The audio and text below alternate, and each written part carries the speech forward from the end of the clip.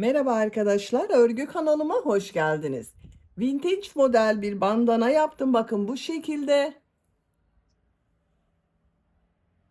Çok kolay ve çok güzel arkadaşlar. Göründüğü gibi değil, çok kolay bir bandana modeli bu. İp kordon yaptım, bakın bağlamalı. Bu bandanayı hem çocuklar hem de yetişkinler için yapabilirsiniz. Her yaş için uygun bir bandana. Ben bugün bu renk iplik ile yaptım arkadaşlar. Bakın bu ipliği kullandım. Kullandığım iplik üzerinde 100 gram iplikte 330 metre var. Çok az miktarda iplik kullandım. Siz tercihinize göre her marka iplik ve renkleri kullanarak bu bandana örgüsünü yapabilirsiniz. Her renk iplik ile çok güzel oluyor. Bakın pembe renkli iplik ile yaptım. Bunu bir kız çocuk için yaptım ama yetişkinler için de kullanılabilir bir renk arkadaşlar. Çok güzel. Bu bandanayı düğmeli yaptım. Bakın istek üzerine düğmeli bir bandana yaptım. İp kordonu bağlamak istemeyenler için arkadaşlar bakın bu şekilde düğmeli yapabilirsiniz. Çok güzel oluyor. Bu pembe bandana anlatımını yaptım. YouTube kanalıma yükledim. Siz de bu bandanadan yapmak isterseniz bunun olduğu YouTube linkini izlediğiniz bu videonun açıklama bölümüne ekliyorum. O link üzerine tıklarsanız siz de bu bandanadan yapabilirsiniz çocuklarınız için ve yetişkinler için. Dediğim gibi bu bandana örgüsünü her marka iplik ve renkleri kullanarak yapabilirsiniz. Her renk iplik ile çok güzel oluyor. Tığ olarak 4 numara 2,5 milimetre tığ kullandım. Benim yaptığım bakın bandana çok yumuşak oldu arkadaşlar. Sizin eliniz sıkıysa daha büyük numaralı tığlar kullanabilirsiniz. 3 milimetre tığ kullanabilirsiniz. 3,5 milimetre tığ kullanabilirsiniz. Lif ipliği ile de yapabilirsiniz arkadaşlar. Lif ipliği ile de çok güzel oluyor. Farklı ölçülerde nasıl yapacağınızı video içinde anlatıyorum. Oraya bakabilirsiniz. İplik tığı hazırlayalım. Hep birlikte bu bandana örgüsüne başlayalım. Örgü kanalıma abone değilseniz abone olmayı unutmayın lütfen. Hepinize kolay gelsin. İyi çalışmalar.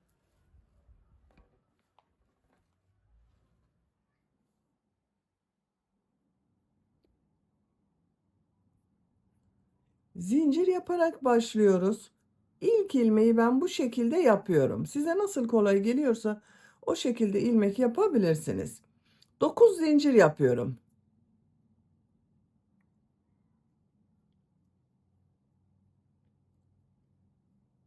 9 zincir yaptım. Tığ üzerine iplik alıyorum. Bakın buradan sayıyorum. 2, 4, 5, 6. ilmeğe bir trabzan yapıyorum.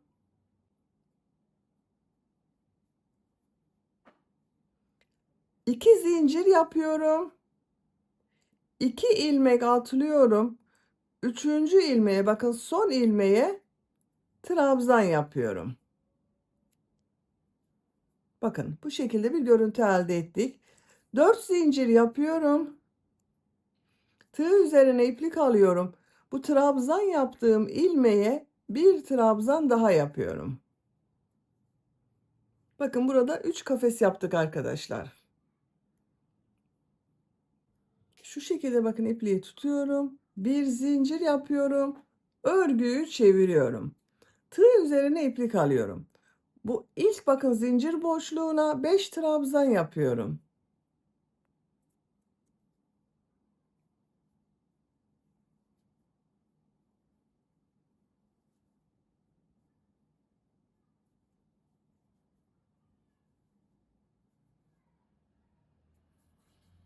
Bu trabzan üzerine bir trabzan yapıyorum.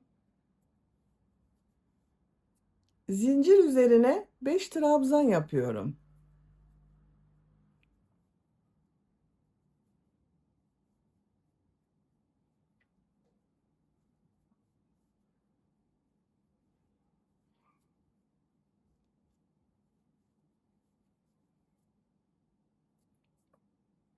Trabzan üzerine bir trabzan yapıyorum. Bu zincir üzerine 5 trabzan yapıyorum.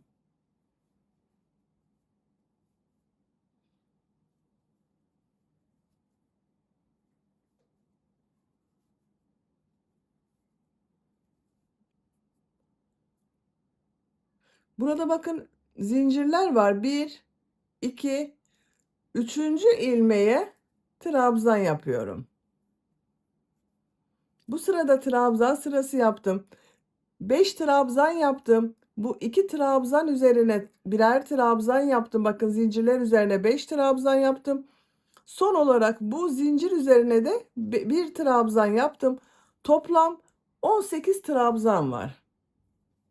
3 zincir yapıyorum. Örgüyü çeviriyorum. Bu ilk ilmeği atlıyorum. İkinci ilmeğe bir trabzan yapıyorum. Bir zincir, bir ilmek atlıyorum. Trabzan yapıyorum. Bir zincir, bir ilmek atlıyorum. Trabzan yapıyorum. Bir zincir, bir ilmek atlıyorum. Trabzan yapıyorum.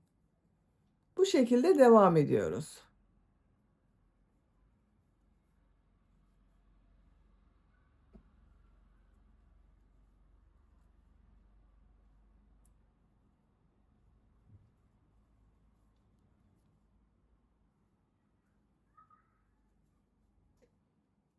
Bakın sıra sonunda bu bir ilmeği atlıyorum. Bu son ilmeğe trabzan yapıyorum. Bir zincirden oluşan kafesler yaptık. Bakın 1, 2, 3, 4, 5, 6, 7, 8, 9 kafes oldu. Bir zincir yapıyorum. Örgüyü çeviriyorum. İlk ilmeğe sık iğne yapıyorum. Zincir üzerine sık iğne yapıyorum. Trabzan üzerine sık iğne yapıyorum. Sık iğne sırası yapıyoruz.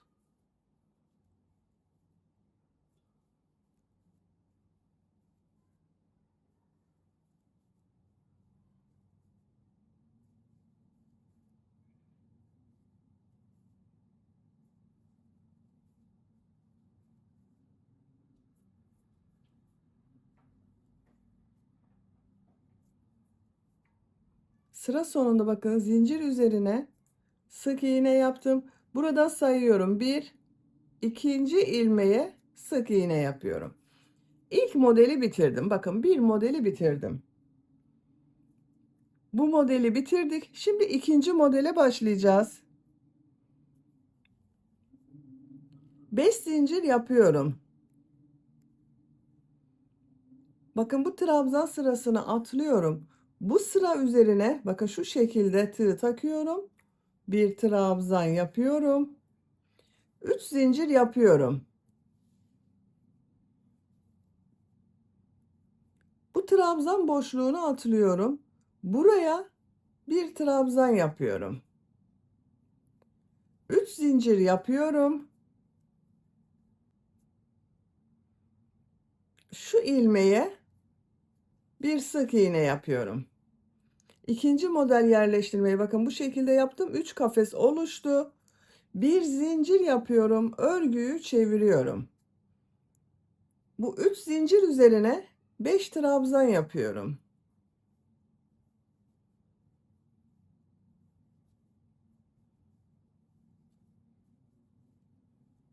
Şu sırayı yapıyoruz bakın. Trabzan üzerine trabzan yapıyorum. Zincir üzerine 5 trabzan yapıyorum.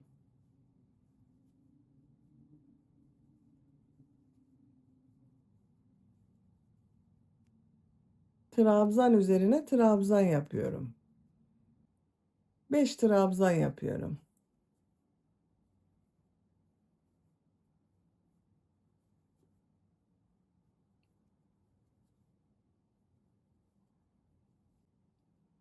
Son trabzanı bakın buradan zincir sayıyorum. 1, 2, 3.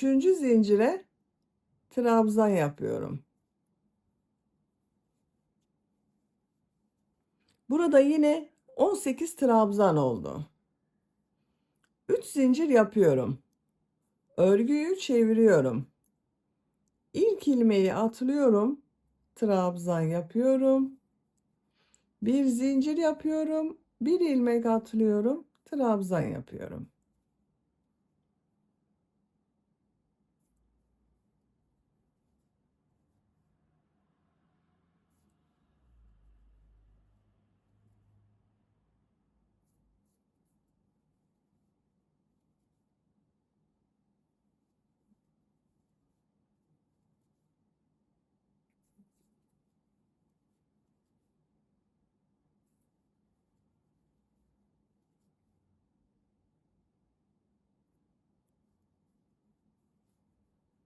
Sıra sonuna kadar yaptım. 2, 4, 6, 8, 9 kafes oldu. 2 zincir yapıyorum. Bu yaptığım modeli ilk modele bağlama yapmak için bakın şu ilmeğe, trabzan sırası yaptığım şu ilmeğe sık iğne yapıyorum. Örgüyü çeviriyorum. Bu 2 zincir üzerine 2 sık iğne yapıyorum. Trabzan üzerine bir sık iğne, zincir üzerine bir sık iğne.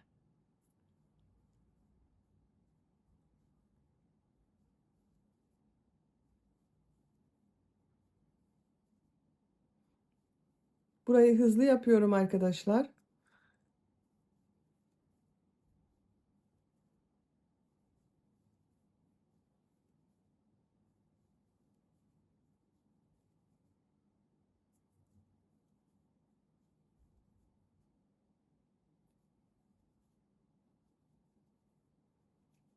Sıra sonunda bakın bir ilmek atıyorum.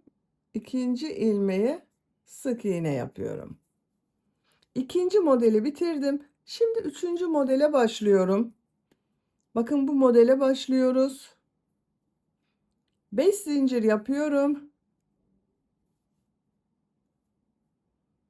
Bu sırayı atlıyorum. Bu trabzan sırasına bakın trabzana tığ takıyorum. Trabzan yapıyorum. 3 zincir yapıyorum. Bu trabzan boşluğuna bir trabzan yapıyorum. 3 zincir yapıyorum. Bakın burada yaptığım sık iğneleri sayıyorum. 1, 2, 3 ilmek atlıyorum. Bu ilmeğe sık iğne yapıyorum. Bir zincir yapıyorum. Örgüyü çeviriyorum. Bu zincir üzerine 5 trabzan yapıyorum.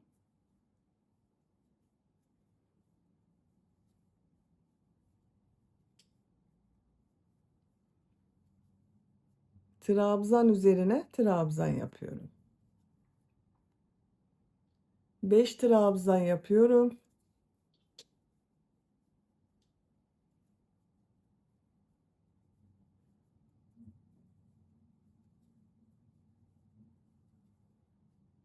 Trabzan üzerine trabzan yapıyorum. 5 trabzan yapıyorum.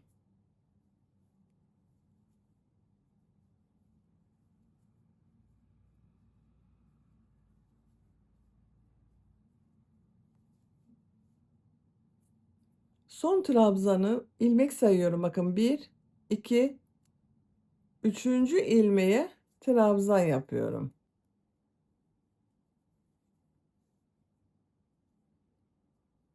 Şimdi bu kafes yaptığımız sıradayız. Bakın 9 kafes yaptığımız sıradayız. 3 zincir yapıyorum. Örgüyü çeviriyorum. İlk ilmeği atlıyorum. Bir trabzan yapıyorum.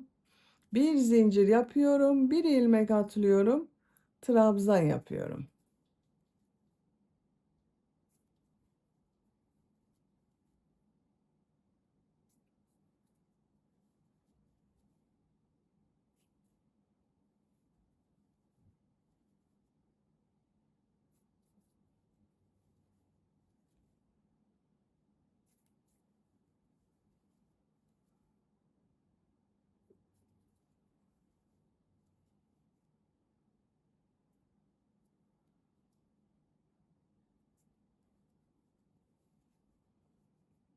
İki, 4, 6, 8, 9 kafes yaptım. Burada bakın tekrar gösteriyorum. 2 zincir yapıyorum. Şu sık iğne sırasından sayıyorum. 1, 2 ilmek atlıyorum. Üçüncü ilmeğe sık iğne yapıyorum. Örgüyü çeviriyorum. Bu 2 zincir yaptığım zincirler üzerine 2 sık iğne yapıyorum. Trabzan üzerine sık iğne, zincir üzerine sık iğne.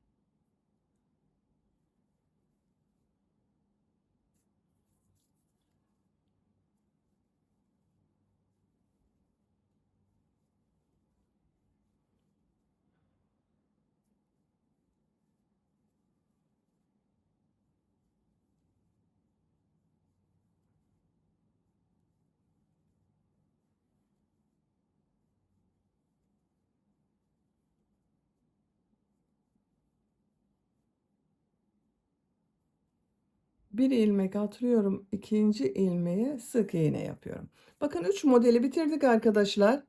Şimdi 4. modeldeyiz. Bakın 1, 2, 3. Şu modeli yapacağız.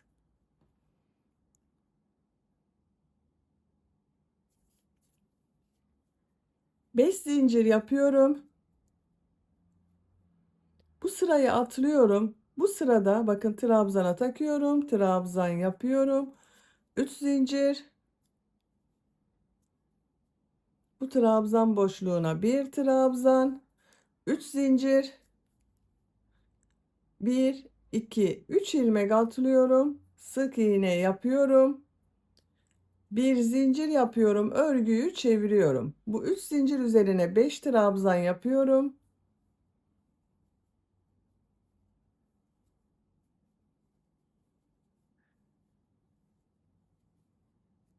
Trabzan üzerine trabzan yapıyorum. 5 trabzan.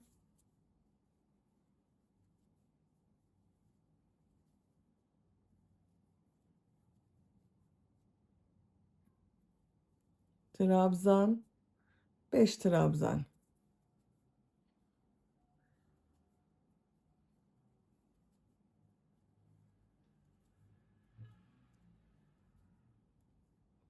Bir, iki ilmek sayıyorum. Üçüncü ilmeğe trabzan yapıyorum. 3 zincir yapıyorum. Örgüyü çeviriyorum. İlk ilmeği atlıyorum. Trabzan yapıyorum. Bir zincir, bir ilmek atlıyorum. Trabzan yapıyorum.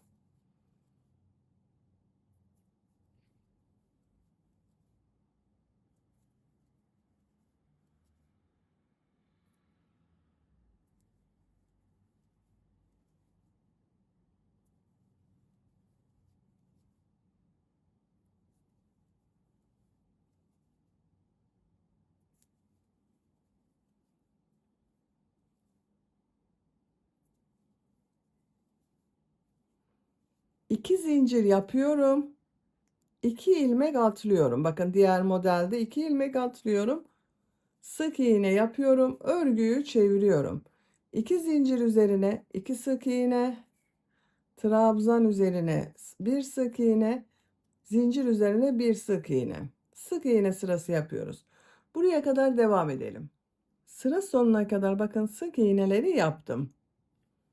Sıra sonunda bir ilmek atlıyorum. İkinci ilmeğe sık iğne yapıyorum. 2, 4 modeli bitirdim arkadaşlar. Şimdi 5. model yerleştirmeyi yapıyorum. 5 zincir yapıyorum. Bu sıraya atlıyorum. Bu sıraya bir trabzan yapıyorum. 3 zincir. Trabzan boşluğuna trabzan. 3 zincir. 3 ilmek atlıyorum. Sık iğne yapıyorum. Bir zincir yapıyorum. Çeviriyorum bakın. Zincir üzerine 5 trabzan.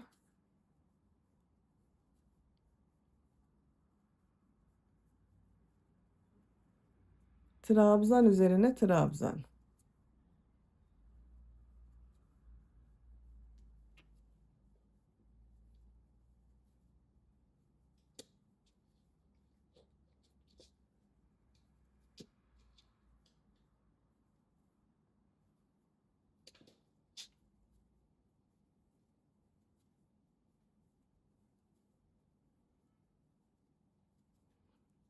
Son trabzanı 2 ilmek atlıyorum.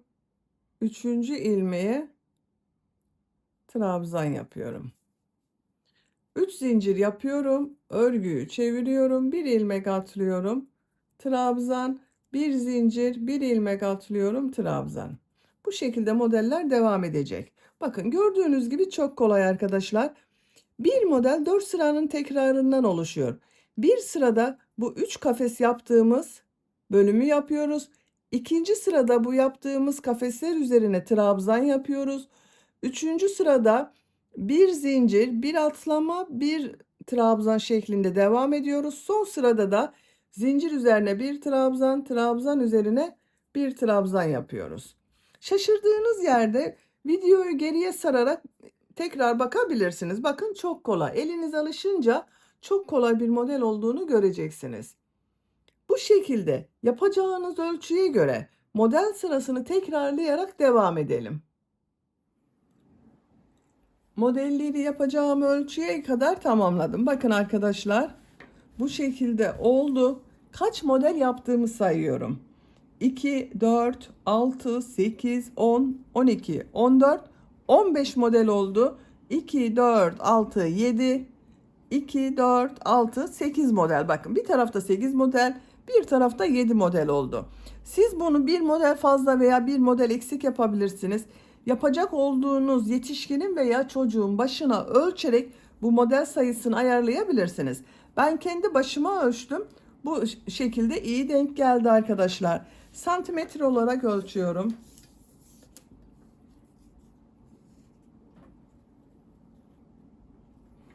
45 santimetre model sırası yaptım arkadaşlar. Dediğim gibi siz bunu daha az veya daha çok da yapabilirsiniz. Bu santimetre ölçüsü elinizin sıklığına, ipliğinize göre de farklılık gösterebilir. En güzeli başınıza ölçerek bu model sayısını ayarlamak. Bakın bu şekilde çok güzel olur. Burada bitirmiyoruz. Şimdi ip kordon yapacağız. Bakın bir ip kordon buraya, bir ip kordon da bu başlangıç yaptığımız yere yapacağız. İlk önce ip kordonlarını yapıyorum. Sonra çevresinden pıtırcık modeller yapacağız. Şu şekilde zincirler yapıyorum. Ben bandana örgülerinde ip kordon arkadaşlar ortalama 50 zincir yapıyorum. Siz tercihinize göre 45 zincir yapabilirsiniz, 55 zincir yapabilirsiniz, 60 zincir yapabilirsiniz. 50 zinciri yapalım. 50 zincir yaptım. Şimdi bu zincirler üzerine ilmek kaydırma yapıyorum. Bir ilmeği atlıyorum. Zincire tığ takıyorum. İplik aldım. Bakın ilmek kaydırma yapıyorum.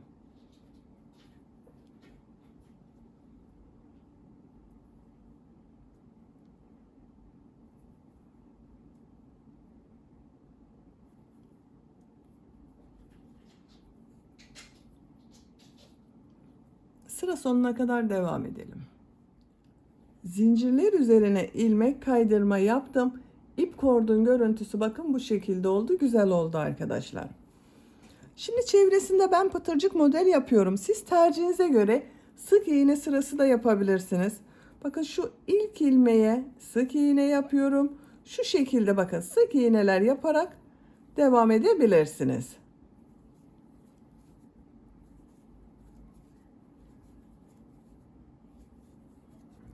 Bakın bu şekilde. Ben pıtırcık model yapıyorum. Tercihinize göre siz sık iğne olarak da devam edebilirsiniz. Şu ilk ilmeğe yine sık iğne yapıyorum. Bakın bu boşluğa bir sık iğne, iki zincir, bir sık iğne yapıyorum. Bu trabzan boşluğuna bir sık iğne, iki zincir, bir sık iğne yapıyorum. Bu boşluğa bir sık iğne, iki zincir, bir sık iğne yapıyorum. İlk ilmeğe bir sık iğne, iki zincir, bir sık iğne yapıyorum. Bir ilmek atlıyorum. Bir sık iğne, iki zincir, bir sık iğne yapıyorum.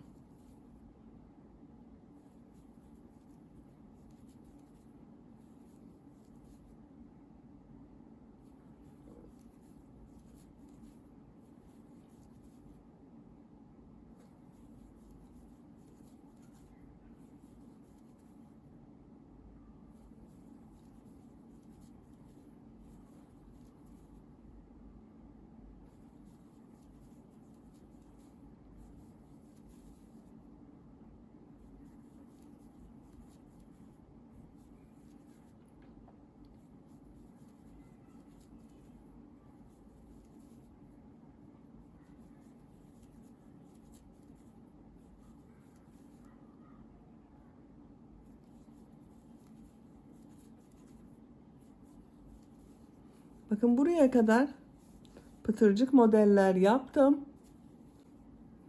Bakın burada bir ilmek kaldı. Bu bir ilmeği atlıyorum. Bu iki modelin birleşim yaptığımız bakın şuraya bir ilmek kaydırma yapıyorum. Düzgün bir görüntü elde etmek için.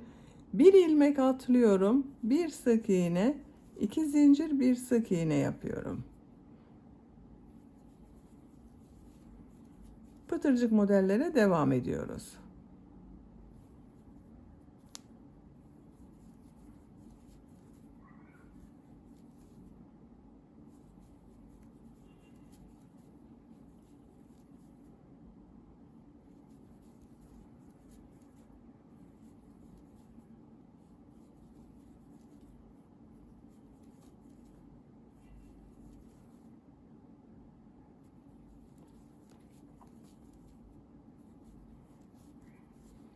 Bakın 2, 4, 6, 7 pıtırcık model yaptım.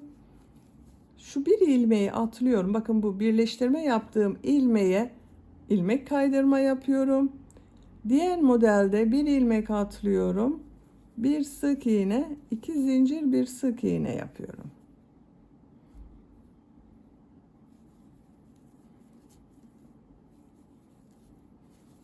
Bakın görüntüsü bu şekilde oluyor. Birleştirme yaptığın yerin görüntüsü de bu şekilde. Buraya kadar devam edelim. Buraya ip kordon yapacağız. Buraya kadar pıtırcık modelleri yaptım. Her model üzerinde bakın 2, 4, 6, 7, 2, 4, 6, 7 pıtırcık model oldu. Son pıtırcık modelini buraya yaptım. Şuraya bir sık iğne, 2 zincir, bir sık iğne yapıyorum. Bu trabzan boşluğuna yine bir sık iğne, 2 zincir, bir sık iğne yapıyorum. İp kordon yapmak için zincirler yapıyorum. Bakın bu ip kordonu kaç zincir yaptıysanız buraya da aynı sayıda zincir yapıyoruz. Ben 50 zincir yaptım. 50 zinciri yapalım. 50 zincir yaptım. Bir ilmek atlıyorum. İlmek kaydırma yapıyorum. Zincirler üzerine ilmek kaydırma yapıyorum.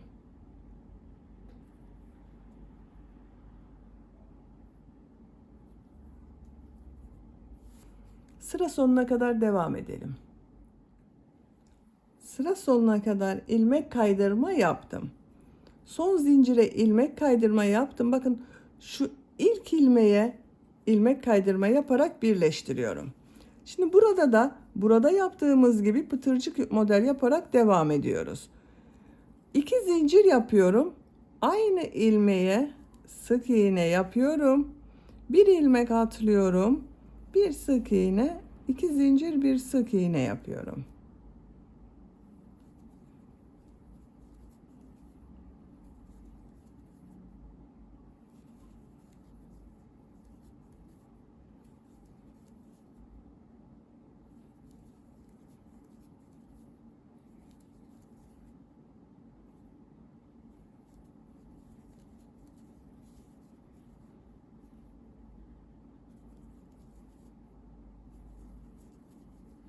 Pıtırcık model yaptım. Bakın bu iki model birleşimi yaptığımız bu ilmeğe ilmek kaydırma yapıyorum.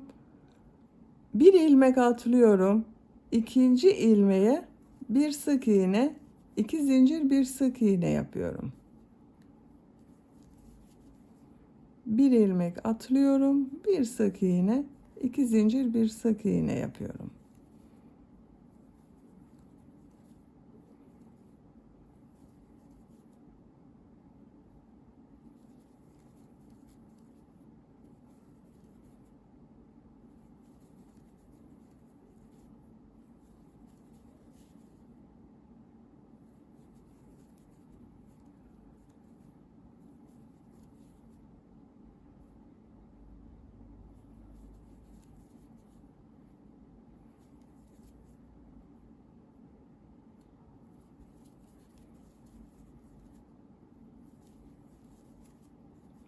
İki, 4, 6, 7 pıtırcık model oldu bakın.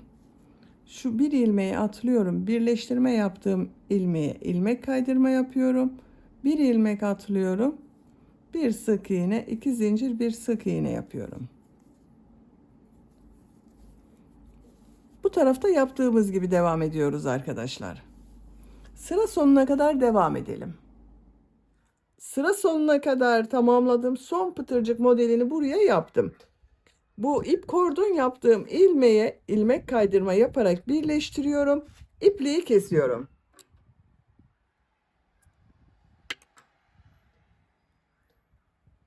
Bakın arkadaşlar, bandana örgüsünü bitirdim. Bu şekilde oldu. Çok güzel oldu.